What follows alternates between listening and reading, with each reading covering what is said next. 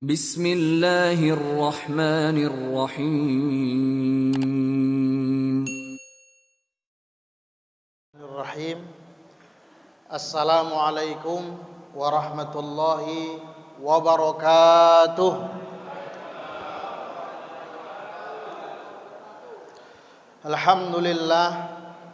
Alhamdulillahilladzi akramana bi syahri Ramadan wa anzala ilainal Qur'an hudal linnasi wa bayyinatin minal huda wal furqan. Wassalatu wassalamu ala sayyidina wa maulana Muhammadin khairil anam wa ala alihi wa ashabihil kiram, amma ba'du. Al-mukarramun wal muhtaramun yang saya hormati, saya muliakan, seluruh bapak-bapak, ibu-ibu yang hadir tanpa kecuali, pemuda-pemudi, anak-anakku sekalian, tapi tak nampak pemuda-pemudinya. Di luar ya. Pak Imam tahun kemarin pemuda kan, tahun ini tak pemuda lagi. Kita muliakan bersama Bapak Ketua Masjid Paripurna Darul Aman, kemudian Wakil Ketua, Sekretaris, Bendahara, segenap jajaran kepengurusan, kemudian tokoh agama, pemuka masyarakat, Bapak RW, mana Pak RW? Oh ada Pak RW ya. Kata Pak RW tadi dibisi imam, enggak apa-apa lambat-lambat sedikit sekali ini kata dia. Kan gitu enak sedikit kan?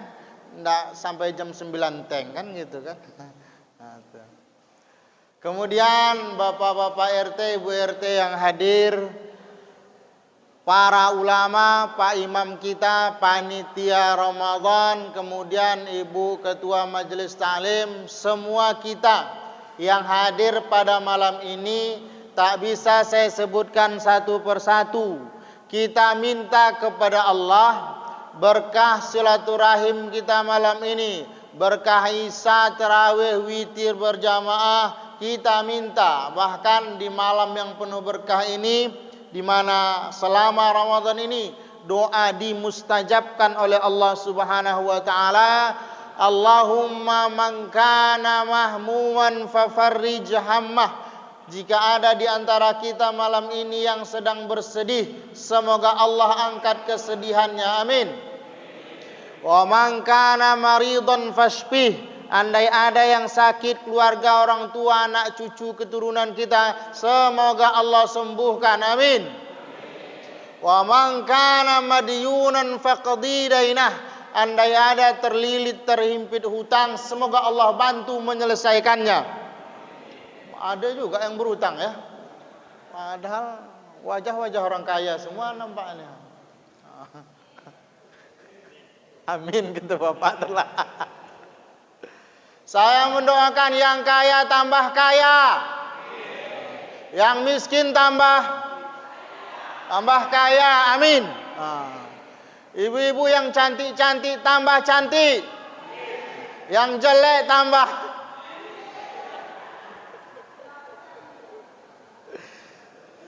Semoga kita semua dalam naungan dan bimbingan Allah Subhanahu wa taala. Amin. Ini judul kita nih Al-Qur'anul Karim. Dari dulu banyak sampul kita tuh Al-Qur'anul Karim. Al-Qur'an yang karim. Karim itu isim fa'il. Karim fa'ilun. Artinya mulia. Karim di sini adalah salah satu asmaul husna. Kenapa disebut Al-Karim? Karena Al-Quran ini bersumber dari zat yang maha karim. Dialah Allah Subhanahu wa ta'ala. Siapapun, apapun yang terkait, terlibat, terikut dalam Al-Quran, insya Allah mulia. Satu, Al-Quran datang dari Allah, turun kepada Nabi Muhammad, diperantarai oleh malaikat Jibril. Malaikat Jibril itu Bapak Ibu sekalian, karena bawa Al-Quran kepada Nabi, dijadikan malaikat yang paling mulia di antara seluruh para malaikat yang ada. Siapa malaikatnya? Malaikat Jibril. Kapan diturunkan Al-Quran itu? Bulan Ramadan. Maka Ramadan dijadikan bulan yang paling mulia di antara seluruh bulan yang ada. Pasti mulia. Diturunkan kepada siapa? Kepada Nabi Muhammad. Maka Nabi Muhammad adalah Nabi yang paling mulia. Kita menyebutnya dalam muqaddimah kita asyrafil anbiya'i wal mursalin, sebaik-baik para nabi dan sebaik-baik para rasul. Dalam kitab Muhammad sallallahu alaihi wasallam Insanul Kamil, karangan Syekh Muhammad Sayyid Alawi Al-Maliki, beliau mencantumkan ungkapan malaikat Jibril. Apa kata malaikat Jibril? Qalabtu masyariqal ardi wa magharibaha falam ara rajulan afdalu min Muhammadin sallallahu alaihi wasallam. Aku sudah pergi mengelilingi dunia ni, kata malaikat Jibril. Pergi ke timur, ke barat, ke selatan, ke utara. Aku tak pernah menemukan manusia yang paling mulia melainkan Nabi Muhammad sallallahu alaihi wasallam. Kenapa? Karena Nabi Muhammad itu diturunkan kepadanya Al-Qur'anul Karim. Nah, andai di dalam dada kita nih ada Al-Quran 30 juz, insya Allah kita akan dimuliakan oleh Allah subhanahu wa ta'ala. Bahkan Nabi katakan, la hasada illa fisnatain. Saya lagi lupa, saya baru teringat, kita mengucapkan selamat kepada Tuan Guru UAS baru menikah ya. Itu semua orang pasang foto profil, buat status tentang UAS semua tuh ya. Nah, mudah-mudahan sakinah, mawadah, warahmah. Kesian beliau terlalu lama menduda. Nah, sampai mana ceramah tadi nih? Terpotong. Kalian tak boleh cemburu kecuali pada dua hal, kata Nabi. Tak boleh kalau bapak tengok istri orang cantik, pak, tak boleh cemburu, pak. Karena tak ada perintahnya mencemburui. Kalau kita tengok istri orang cantik, cantik kan pula bini kita. Gampang, cantik itu sebabnya ada dua. Satu dari sananya ya. Memang dari sananya cantik. Tak pun berbedak, memang cantik dia. Yang kedua dari dananya. Ya bukan? Jadi kalau istri itu tak cantik dari sananya, pak, dari kasih dananya 12 juta sebulan cukup. Cukup, Bu? Lebih-lebih sedikit lah kan? Kalau kita tengok anak orang banyak, tak usah cemburu. Tak usah cemburu, banyak kan anak kita. Kalau tak mau istri pertama, pikir istri yang kedua. Agak ekstrim kaji malam nih. Pokoknya yang Nabi suruh cemburu hanya dua. Apa yang dua? Yang pertama kata Nabi, rajulun atahullahul Qur'an. Seseorang yang Allah berikan kepadanya ilmu Al-Quran.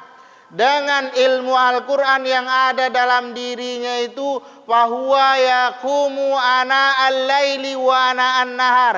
Dia ajarkan ilmu itu siang dan malam, pagi dan sore. Dia menjadi guru mengaji, dia buka pondok tahfiz, dia buka pondok pesantren khusus tentang Al-Quran.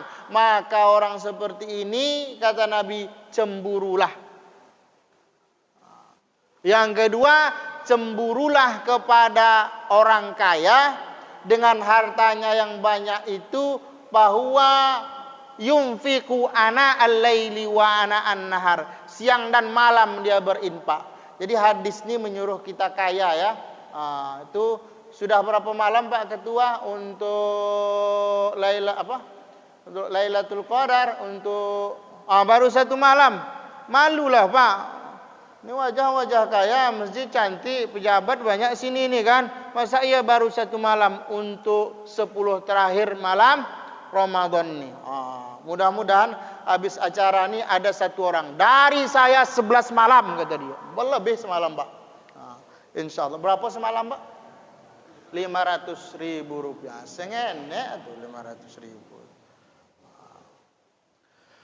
Bapak Ibu yang saya hormati, saya muliakan, 15 menit ke depan nih kata Pak Imam, jangan lama-lama Ustaz. 30 menit lebih sedikit aja, lebih 2 jam. Saya malam ini nak saya sampaikan tipe manusia dalam Al-Quran, tentang Al-Quran. Jadi Al-Quran itu menyebutkan ada tipe-tipe manusia yang memperlakukan dirinya. Diceritakan. Jadi Al-Quran menceritakan 5 orang tentang Al-Quran. Yang pertama, al-istima'. Ada orang dengan Al-Quran ini, Bapak Ibu sekalian, suka betul dia istima', mendengar. Di rumah dia, kalau sampai kita ke rumah dia, 24 jam hidup Al-Quran itu. Di Cipta Karya ada seorang doktor, namanya tak saya sebutkan, rumah dia itu 24 jam hidup Pak, digital Al-Quran. Keren, bagus. 24 jam. Sudah bertahun-tahun. Tak tanggung-tanggung tuh.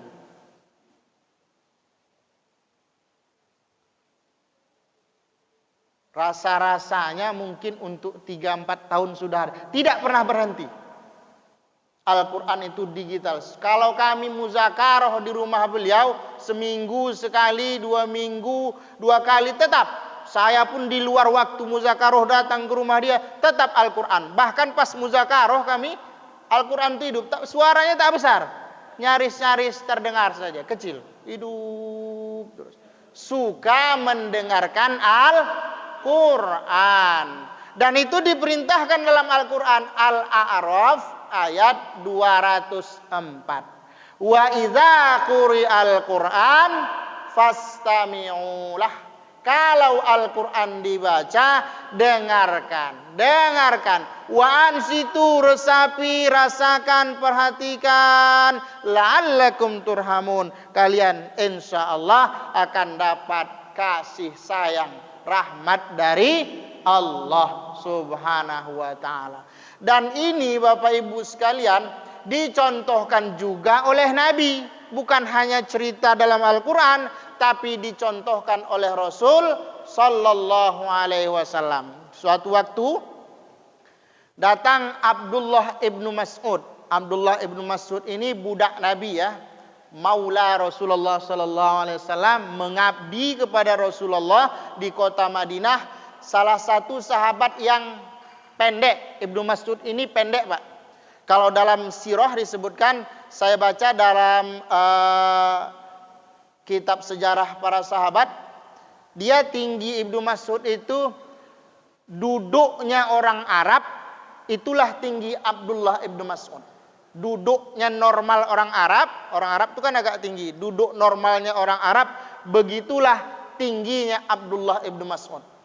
Tapi walaupun Abdullah ibnu Mas'ud ini pendek, pernah Nabi memuji dia di depan sahabat gara-gara ada seorang sahabat melecehkan Abdullah ibnu Mas'ud. Nabi menyuruh Abdullah ibnu Mas'ud berdiri di atas pohon kurma yang tumbang karena dia pendek. Nabi nak bercakap dengan dia. Naik dulu Abdullah ibnu Mas'ud. Ada sahabat ketawa. Bukan mencemeh, lucu rasa dia, lucu. Apa kata Nabi? Apakah kau tak tahu memang badannya tapi kecil tapi berat pahalanya seberat gunung Uhud, kata Nabi Muhammad SAW. Jadi tak boleh melecehkan orang kecil. Kita kalau kita bilangnya semekot kan, tapi kepada sahabat tak boleh kita bilang. Ada lagi apa bahasanya lain? Apa bahasa lain kalau pendek? Cebol lah tuh. Tak boleh kalau kepada sahabat Nabi, tak boleh. Memang Abdullah ibnu Mas'ud itu pendek. Dipanggil Nabi, wahai Abdullah, sini dulu. Apa kata Nabi? Iqra alayyal Quran. Baca dulu untukku Al-Quran. Berarti Nabi mau mendengarkan Al-Quran. Apa kata Abdullah bin Mas'ud? Wa kaifa aqra'u 'alaika wa 'alaika unzila ya Rasulullah. Bagaimana bisa kubacakan Al-Quran itu untukmu, sedangkan Al-Quran itu diturunkan kepadamu? Tidak pede dia. Padahal Nabi menyuruh kepada sahabat yang lain, kalau kalian mau belajar Al-Quran, belajarlah kepada Ibnu Mas'ud. Karena salah satu sahabat Nabi yang banyak pemahamannya tentang Al-Quran adalah Ibnu Mas'ud. Ibnu Mas'ud tak berani membaca ayat. Bacalah kata Nabi. Akhirnya dibacanya surah An-Nisa. Dari awal, ya ayuhan nasu taqu rabbakumul ladzi khalaqakum min nafsin wahidatin wa khalaqa minha zawjaha wa bassa minhuma rijalan katsirus sampai ayat 40. Pas ayat 40, saya lupa ayat 40 itu. Apa ayat 40? Pakaifa idza ji'na min kulli ummatin bisyahid wa ji'na haula'i syahida. Pas sampai kalimat itu, apa kata Nabi? Hasbuk, cukup. Cukup. 40 ayat dibaca Abdullah bin Mas'ud, hasbuk, cukup. Rupanya Abdullah bin Mas'ud itu baca ayat tunduk. Pas Nabi bilang cukup tadi, farafa'tu ra'si, ku angkat kepalaku, fara'aitu ainahu tazrifan, kata Abdullah bin Mas'ud. Aku angkat kepalaku, lalu aku pandang wajah Rasulullah sallallahu alaihi wasallam. Aku melihat mata Rasulullah itu berkaca-kaca, menangis, Pak. Nabi ketika mendengar bacaan Al-Quran. Coba kita muhasabah ke diri kita. Kapan kita terakhir menangis ketika mendengar bacaan Quran? Atau kapan kita menangis ketika kita sedang asik baca Al-Quran itu, tiba-tiba meleleh air mata rasa rindu dengan kalam ini, cerita yang ada di dalam Al-Quran. Atau jangan-jangan tak pernah sama sekali. Wah, ini berbahaya nih. Kalau kita tak pernah menangis karena Al-Quran, mungkin hati kita keras. Kata seorang ulama dalam kitab Ar-Risalah Al-Qusyairiyah, mabtalallahu abdan bisyai'in asyaddu minal ghaflati wal qaswah. Tidak ada yang paling besar ujian yang Allah timpakan kepada hamba melainkan dua. Yang pertama ghaflah, lalai. Yang kedua qaswatul qulub, kerasnya hati, sulit menerima kebenaran. Kadang dibaca Al-Quran tuh ayat-ayat tentang neraka, tentang azab neraka, santai aja dia. Banyak kemungkinan ini mengapa bisa terjadi. Bisa karena kerasnya hati, bisa juga karena tak paham apa yang dibaca. Maka kita jangan menjadi pembaca yang kurang baik, jadilah pembaca yang baik. Maksudnya bukan hanya baca Al-Qur'annya saja, perlu juga kita baca terjemahan Al-Qur'an kalau memang kita tidak paham dengan Al-Qur'an bahasa Arab. Cuman kalau baca terjemahan ragu atau ada sesuatu yang mengganjal, jangan langsung praktekkan, tanya dulu kepada ahlinya, karena kita bukan ahli Quran, nanti bisa salah amalkan. Ini yang pertama, Bapak Ibu sekalian, yaitu orang-orang yang suka membaca, yang suka mendengarkan Al-Quran. Dalilnya tadi surah Al-A'raf ayat 204. Yang kedua diceritakan dalam Al-Quran, ada tipe manusia itu at-tilawah, suka membaca. Kemana saja dia duduk, dia membaca dia. Walaupun dia tak megang handphone, jadi walaupun dia tak megang Al-Quran, jangan kita anggap semua orang megang handphone tuh main Facebook, dia main WA, atau dia sedang main game. Tidak semua. Maka kita jangan menganggap semua orang asal megang handphone ini salah. Kadang dia dengan handphone tuh dia membaca Al-Quran, cuman lebih banyak main game lagi daripada itu, masalahnya kan. Saya kalau habis subuh, saya coba Pak, habis sholat subuh saya ambil Quran, duduk saya di samping lemari kitab saya, ambil Quran, ambil handphone. Rencana buka handphone ini sebentar aja, buka ada berita, minta ceramah atau berita-berita baru, sampai pagi. Akhirnya tak jadi baca Quran. Quran terletak, begitulah kita dengan handphone. Orang dulu dengan Al-Quran sama seperti kita dengan handphone. Sikit-sikit handphone, sikit-sikit handphone. Begitulah orang dulu. Sikit-sikit Al-Quran, sikit-sikit Al-Quran. Kita Al-Quran sikit-sikit, kan gitu kan? Baca. Di dalam surah Fatir, surah 35, ayat 29, 30. Apa kata Allah? Di situ Allah tawarkan kepada kita 3 bisnis. Tijaratan lan tabur, kata Allah. Kalau kalian lakukan bisnis ini, kalau kalian mau berbisnis dengan aku, melakukan yang 3 ini, lan tabur, kalian tak mungkin rugi, kalian pasti beruntung. Apa yang 3 itu? Yang pertama, innalladzina yatluna kitaballah, yaitu orang-orang yang membaca Al-Quran. Baca Al-Quran nih, baca. Kita ini Pak bukan kurang ilmu, kita ini kurang amal.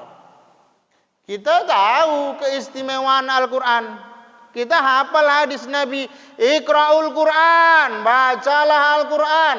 Fa innahu ya'ti yaumal qiyamah syafi'an li ashabi, karena Al-Qur'an nanti pada hari kiamat datang memberi syafaat pertolongan bagi orang yang membacanya. Kita tahu, tapi kita kalah dalam praktek. Kita tahu hadis Nabi, siapa yang banyak membaca Al-Quran di rumahnya, maka akan banyak kebaikan di dalamnya, sedikit keburukannya. Nawwiru manazilakum bisalah wa qiraatil Quran, kata Nabi. Terangi rumah kalian dengan cahaya salat sunnah dan membaca Al-Quran. Paham, hafal kita nih, tapi tetap kita kalah dalam praktek. Udah ada Bapak Ibu yang hatam 2 kali? Ada Pak? Bukan tak ada, cuman tidak mau menyombongkan diri. Jamaahnya luar biasa. Tak mau, takut ria nanti. Saya udah 3 kali Ustaz, cuman tak mau nunjuk tangan. Kenapa? Takut nanti ria semua. Jamaahnya luar biasa. Allahu Akbar. Baca ya. Yang kedua, cuman saya hanya mengingatkan, kalau dalam membaca Al-Quran ini jangan terjebak kepada kesukuan aja. Kan masih banyak yang membawa kesukuan tuh kan. Kalau sebahagian daerah sana, Sumatera bagian sana tuh suka tuh ija juljilatil ardu jiljalaha. Awak jadi makmum enggak rasa mundur nih kan. Ija. Datang kawan sebelah lagi, isa sulsilatil ardu silsalaha. Datang sebagian dari sana itu nyebrang Sumatera, siratal ladzina ngam alaihim ghairil makdubi alaihim waladdallin. Ngamin, kata makmum dari belakang kan. Jadi pesannya jangan terbawa dengan kesukuan. Warattilil Qur'ana tartila. Dengan lahjah Arab lah belajar, harus belajar. 2. Yang ketiga, yang ada di dalam Al-Quran, tipe manusia yang Allah sebutkan adalah orang yang al-hifzu. Hafal di Al-Quran itu 30 juz ada dalam dadanya. Anak seorang kiai perempuan hafal dia Pak 30 juz. Jadi murid kiai ini tamat dari pesantren, sekolah ke luar negeri, ke Timur Tengah, ingin melamar anak kiai ini. Datang, rupanya bersamaan 3 orang datang. Duduk di situ, tujuannya sama. Cuman kiai ini tahu, dipanggilnya satu-satu. Panggilnya yang pertama. Nama pertama itu si Torik. Torik. Kamu Torik, kata Pak Kiai itu. Iya. Benar ingin melamar anak saya? Iya. Kalau gitu, baca surah At-Tariq. Dibaca dia, berapalah payah baca surah At-Tariq itu kan? Baca dia santai. Datang yang kedua, namanya Samsi. Masuk ke dalam, baca surah Asy-Syams. Samsi Duhaha. Yang ketiga ini tak berani dia masuk. Karena nama dia Ali Imran. Ali Imran, terbayang deh 200 ayat surah Ali Imran tuh, sempat disuruh kiai baca surah Ali Imran kata dia. Cuman laki-laki ini cerdas, namaku Ali Imran kiai, cuman sering dipanggil kulhu kata dia. Akhirnya ya udah cerdas Kiai itu kan baca jelas kulhu itu kata Kiai. Selamat. Ada dalam dada seorang manusia. Hendaknya kita kalau punya anak 3, 1 jadilah hafal Quran, Pak. 1 jadilah. Kalau punya anak 7, 3 jadilah hafal Al-Quran. Ini 8 anak dia tak ada yang pandai baca Quran. Ini meleset bapak nih. Menyesal dia nanti. Kalau dia mati, siapa yang bacakan Al-Quran untuk dia? Kalau dia sekarat, apa yang dilakukan anak itu? Karena masih hidup orang tua, susah anak belikan handphone. Risau anak belikan handphone. Rusak belikan handphone. Pandai anak nih, pas nak mati orang tuanya, handphonenya 2. 1 diambilnya digital Al-Quran. Dibukanya surah Yasin. Ditaruhnya di atas kepala ayah yang sedang sakit. Tenang ya. Ini hidup nih. Yasin wal Quran, bukan dia yang baca, tapi handphone ditaruh sini. Baru handphone satu lagi selfie dia dengan ayahnya. Tenang ya. Karena orang tua sekarang kan, anak-anak sekarang gitu. Ayahnya pun mati, selfie dia di samping ayahnya itu. Baru di-update dia dengan meleset. Payah. Bal huwa ayatum bayyinatun fi suduril ladzina utul ilma. Ada dalam dada seorang muslim. Mudah-mudahan anak-anak kita semua dijadikan anak-anak yang hafal Quran. Amin ya rabbal alamin. 3. Yang keempat, orang yang suka mentadabburi Al-Quran. Dia meriset Al-Quran. Sekarang kan sudah banyak Al-Quran itu diteliti. Saya tak bahas tentang kimia dari Al-Quran, tidak bahas ekonomi dari Al-Quran. Cuman sedikit yang saya coba kita mentadabburi potongan yang ada di surah Al-Waqiah tuh, ayat 68. Apa kata Allah? Afara'aitumul ma'alladzi tashrabun. Kalian tahu enggak? Pernah enggak kalian memperhatikan air yang kalian minum? Kenapa saya bahas air? Karena air belum sampai kemari. Kalau ada air tak saya bahas air nih kan. Ada Pak, ada. Pak Imam santai aja, ada tuh. Ini sensitif betul Pak Imam. Orang bergurau. Saya enggak biasa ngopi Pak, jangan. Saya terbiasa susu Pak. Afara'aitumul ma'alladzi tashrabun. Pernahkah kalian memperhatikan air yang kalian minum setiap hari? Berapa liter satu hari kita minum? Berapa teguk? Model airnya banyak. Mulai warnanya bening, warnanya putih, hitam dan segala macam. Pernah tak kita perhatikan air yang kita minum itu? Antum anzaltumuhu minal muzni am nahnul munzilun, kata Allah. Kaliankah yang menurunkan air itu dari langit atau kami? Kita atau Allah? Allah. Bentar lagi turun nih Pak. Ada tanda-tandanya tadi kan.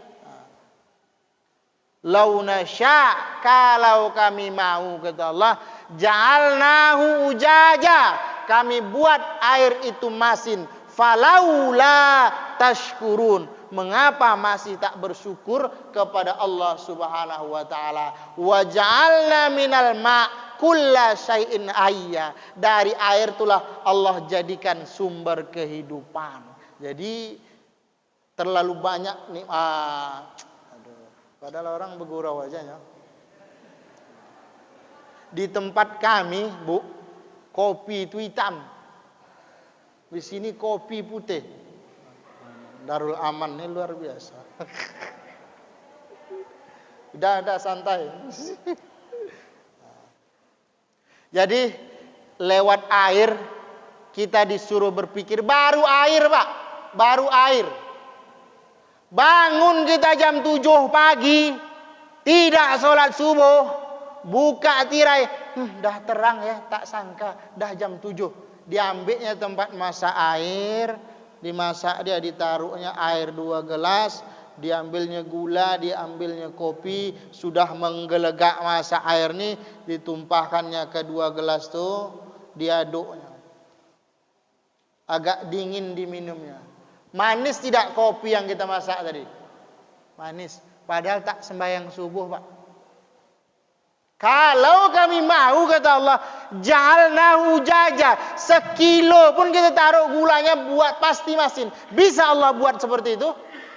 Bisa. Air sumur bisa masin? Bisa. Allah itu terlalu sayang dengan kita. Ar-Rahmanir Rahimnya Allah. Walaupun banyak dosa, aib tertutup. Walaupun banyak dosa, rezeki tetap datang. Walau banyak dosa, tetap dihargai orang. Walau banyak dosa, apa yang kita makan, apa yang kita minum masih enak. Itulah bentuk kasih sayang Allah Subhanahu wa taala. Banyak yang harus kita tadabburi. Tak bisa disebutkan satu-satu. Yang terakhir lah ya. Yang terakhir ada tipe orang dalam Al-Quran itu al-amal, mengamalkan isi kandungan Al-Quran, dan itu yang terpenting. Dari segala ilmu kita ikut majelis ilmu kesana kemari, yang terpenting dari itu semua Bapak Ibu sekalian adalah mengamalkan ilmu yang kita dapatkan. Itu ada di dalam surah Az-Zumar ayat 18. Allazina yastami'una al-qawla fayattabi'una ahsana. Orang-orang yang baca Al-Quran, dia dengar apa perintah dalam Al-Quran, dia praktekkan. Al-Quran menyuruh bangun malam, dia bangun malam. Al-Quran menyuruh menjaga lisan, dia jaga lisan. Al-Quran menyuruh puasa Ramadan, dia puasa Ramadan. Al-Quran menyuruh bersedekah, dia bersedekah. Al-Quran menyuruh berbuat baik kepada orang tua, dia buat baik kepada orang tua. Apapun yang menjadi perintah dalam Al-Quran yang sampai saat ini belum dilarang, belum dimansuhkan, maka tetap dia kerjakan. Itulah al-amil, orang yang mengamalkan Al-Quran. Mudah-mudahan kita semua termasuk orang-orang yang mampu mengamalkan Al-Quran dan mengajarkan Al-Quran. Ini saja Bapak-bapak, Ibu-ibu sekalian, tausiahnya sederhana, singkat, tapi mudah-mudahan yang baik dapat kita praktekkan dalam kehidupan kita sehari-hari. Subhanakallahumma wa bihamdika asyhadu an la ilaha illa anta astaghfiruka wa atubu ilaik. Kita baca Ummul Quran satu kali, Al-Fatihah, minta kepada Allah. Mudah-mudahan niat hajat kita Allah kabulkan. Kemudian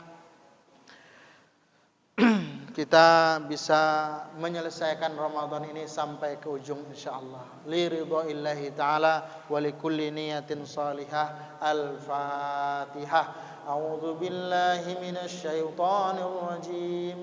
Bismillahirrahmanirrahim. Alhamdulillahi rabbil alamin. Arrahmanir rahim. Maliki yaumiddin. Iyyaka na'budu wa iyyaka nasta'in. Ihdinas siratal mustaqim. Siratal ladzina an'amta 'alaihim ghairil maghdubi 'alaihim waladdallin. Amin. Bismillahirrahmanirrahim. Alhamdulillahi rabbil alamin. Wa sallallahu ala sayyidina wa maulana Muhammadin wa ala alihi wa ashabihi ajma'in. Ya arhamar rahimin, ya dzal jalali wal ikram, ya hayyu ya qayyum, ya hannan ya mannan, irhamna ya arhamar rahimin. Ya Allah, Engkau Tuhan yang Maha Pengasih, Engkau Tuhan yang Maha Penyayang, Engkau Tuhan Maha Pengampun. Kami bermohon, kasihi kami, sayangi kami, ampuni kami ya Allah. Ampuni dosa kami yang sengaja dan tak sengaja kami lakukan ya Allah. Yang kecil apalagi yang besar, yang tahu dan kami tak tahu itu dosa. Kami bermohon ampuni dosa kami ya Allah. Ampuni dosa anak-anak kami ya Allah. Ampuni dosa orang tua kami. Ampuni dosa istri suami kami. Ampuni dosa keluarga kami. Ampuni dosa jiran tetangga sahabat kami, kaum muslimin muslimat ya Allah ya arhamar rahimin. Ya Allah, hidupkan kami dalam keadaan beriman. Kumpulkan kami bersama orang-orang yang beriman. Kuatkan, tambahkan iman kami ya Allah. Bila masanya nanti Engkau mencabut nyawa kami, ambil kami dalam keadaan beriman kepadamu ya Allah. Dalam kalimah la ilaha illallah husnul khatimah. Begitu juga dengan orang tua kami, anak kami, istri kami, suami kami, keluarga kami, kaum muslimin muslimat ya Allah ya arhamar rahimin. Ya Rabb, jangan pernah jemu menurunkan rahmat-Mu, hidayah-Mu, petunjuk-Mu, kesehatan, keselamatan, kemakmuran, kesuksesan, keberkahan, istiqamah, kebahagiaan kepada kami, keluarga kami, anak cucu keturunan kami, kaum muslimin muslimat ya arhamar rahimin. Ya Allah, kami bermohon kepadamu, anugerahkan kepada kami keturunan yang jauh lebih baik daripada kami. Ya Allah, jangan biarkan terlahir dari kami anak-anak yang durhaka kepadamu. Lembutkan hati anak-anak kami, ya Allah. Cerdaskan pikiran mereka, ya Allah. Bimbing anak-anak kami, ya Allah. Jadikan hari-hari mereka bertabur doa untuk kami. Lindungi mereka dari fitnah zaman yang akan menghancurkan, merusak dan membinasakan mereka. Dekatkan hati kami dan anak-anak kami dengan rumah-Mu ini, ya Allah. Dekatkan hati kami dan hati anak-anak kami dengan kalam qadim Al-Qur'an-Mu, ya Allah, ya arhamar rahimin. Ya Allah, jauhkan kami dari segala macam mara bahaya dan penyakit, termasuk kejahatan yang disebabkan oleh corona, ya Allah, ya arhamar rahimin. Martana bid-du'a, Engkau menyuruh kami berdoa. Da'aunak, saat ini kami berdoa, memohon, meminta kepadamu. Fastajib lana, kabulkan doa kami, ya Allah. Rabbana atina fid dunya hasanah, fil akhirati hasanah, wa qina azabannar. Wa sallallahu ala sayyidina maulana Muhammadin nabil ummi wa ala alihi wa sahbihi wa sallam. Subhana rabbika rabbil izzati amma yasifun, wa salamun alal mursalin, walhamdulillahi rabbil alamin. Assalamualaikum warahmatullahi wabarakatuh. Bismillahirrahmanirrahim.